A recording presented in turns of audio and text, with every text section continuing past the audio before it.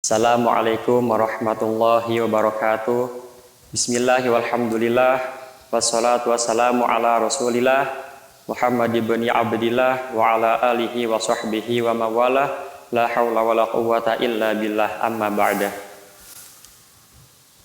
Alhamdulillah, saat ini kita telah sampai pada bulan yang mulia, telah diberi kesempatan oleh Allah Subhanahu wa taala, yakni di dalam bulan Ramadan, yang mana amaliyah yang kita kerjakan dilipat gandakan oleh Allah Subhanahu wa taala. Semoga datangnya bulan Ramadan ini bukan menjadi kesia-siaan bagi kita semua, dan kelak keluarnya bulan Ramadan melainkan Allah ampuni seluruh dosa-dosa kita, dan semoga kita jadikan manusia-manusia yang mulia di sisi Allah Subhanahu wa taala. Pemirsa yang dirahmati Allah Subhanahu wa taala, di dalam surah At-Taubah ayat 36 Allah berfirman, "Inna iddatash syuhuri indallahi 12 syahran fi kitabillahi yauma khalaqas samawati wal arda minha arba'atun hurum." Sesungguhnya jumlah bilangan bulan dalam setahun menurut Allah itu ada 12. Dan Allah memuliakan, dan di dalam 12 bulan tersebut Allah memuliakan 4 bulan, yaitu semua ulama berpendapat bulan Dzulqa'dah, Dzulhijjah, Muharram, dan Rajab. Ketahui di dalam 4 bulan yang Allah muliakan itu tidak ada bulan Ramadan. Namun sudah kita ketahui Ramadan itu lebih mulia dari 4 bulan yang Allah muliakan itu. Karena apa? Karena bulan Ramadan adalah bulan diturunkannya Al-Quran, yaitu tepatnya pada tanggal 17 Ramadan. Karena apapun yang terhubung, apapun yang disandarkan dengan Al-Quran akan dimuliakan oleh Allah Subhanahu wa ta'ala. Kita tahu di antara malaikat-malaikat yang mulia, malaikat Jibril menjadi pemimpin para malaikat, dan Allah muliakan malaikat Jibril karena malaikat Jibril lah yang turun dengan membawa Al-Quran. Kita tahu Nabi kita, Nabi besar Maulana Muhammad, menjadi orang yang termulia di alam semesta ini karena kepada Nabi Muhammad lah Al-Quran diturunkan. Kita tahu kota Mekah, kota Mekah Mukarramah menjadi kota yang penuh barokah, yang menjadi cikal bakal lahirnya Nabi Muhammad SAW, yang dahulu terkenal dengan kaum jahiliyah yang jauh sekali dengan agama Islam. Namun karena Al-Quran turun di kota Mekah ini, Allah jadikan kota Mekah ini menjadi kota yang penuh barokah, kota yang mulia. Kita tahu pun kota Madinah Munawwaroh menjadi kota yang Allah muliakan karena di kota tersebut Allah turunkannya juga Al-Quran. Oleh karena itu,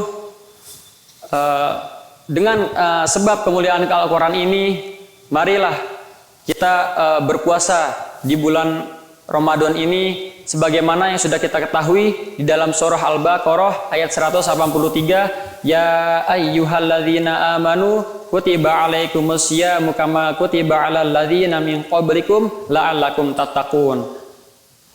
Wahai orang-orang yang beriman, diwajibkanlah untuk kalian semua untuk berpuasa sebagaimana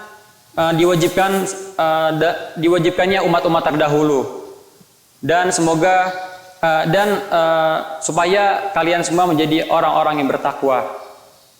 Kapan kewajiban ini kita laksanakan? Kewajiban puasa ini kita laksanakan, maka Allah berfirman di ayat selanjutnya, "Syahrul Ramadhanal ladzi unzila fihil Qur'anu hudal linnasi wa bayyinatin minal huda wal furqan.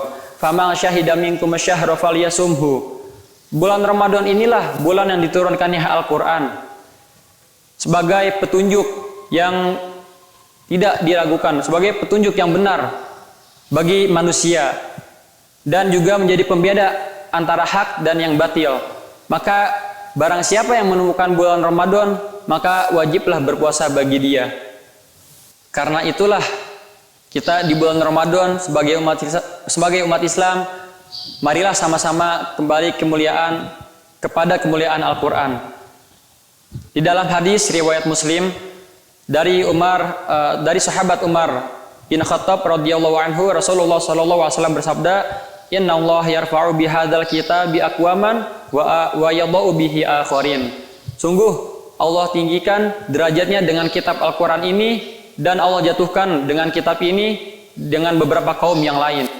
Siapakah mereka yang Allah tinggikan derajatnya dengan Al-Qur'an? Yaitu orang-orang yang senantiasa menjadikan Al-Quran sebagai pedoman dan petunjuk hidupnya. Seperti yang kita lakukan di setiap hari, di setiap kali kita sholat, dalam sholat 5 waktu, yaitu ihdinas syiratal mustaqim. Ya Allah, tunjukkanlah kami jalan yang lurus. Maka di dalam awal surat Al-Baqarah, Allah mengabulkan doa kita, yaitu Allah berfirman, "Dzalikal kitabul la raiba fihi hudal lil muttaqin." Itulah kitab Al-Qur'an yang di dalamnya tidak ada keraguan bagi orang-orang yang bertakwa. Artinya, jika kalian ingin petunjuk, dapat petunjuk dari Allah Subhanahu wa taala, maka pedomanilah, maka bacalah dan ketahuilah isi Al-Qur'an.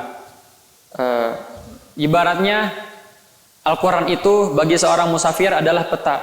Bayangkan jika seorang musafir tidak menggunakan peta dengan sebaik mungkin, maka musafir itu akan tersesat.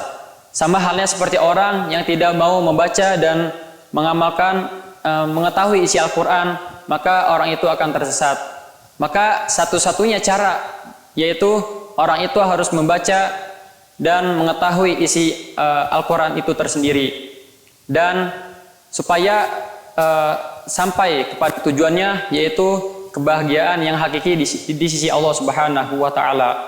Dan jangan sampai kita semua menjadi termasuk orang-orang yang dijatuhkan dengan Al-Qur'an, yaitu siapakah mereka? Yaitu orang yang tidak mau mengenal Al-Qur'an. Maka mari semua sama-sama di bulan yang mulia ini, bulan yang penuh keberkahan, penuh keampunan, bulan Ramadan, mari kita sama-sama semua memperbanyak baca Al-Quran, karena amaliyah-amaliyah yang kita lakukan akan dilipat gandakan oleh Allah Subhanahu wa taala. Semoga kita semua menjadi ahlu Quran, diberikan kemuliaan dari Allah Subhanahu wa taala dengan asbab Al-Qur'annya, dengan sebab Al-Quran ini. Kurang lebih mohon maaf, hanya sedikit yang saya sampaikan, semoga bermanfaat. Wal afu minkum, wassalamualaikum warahmatullahi wabarakatuh.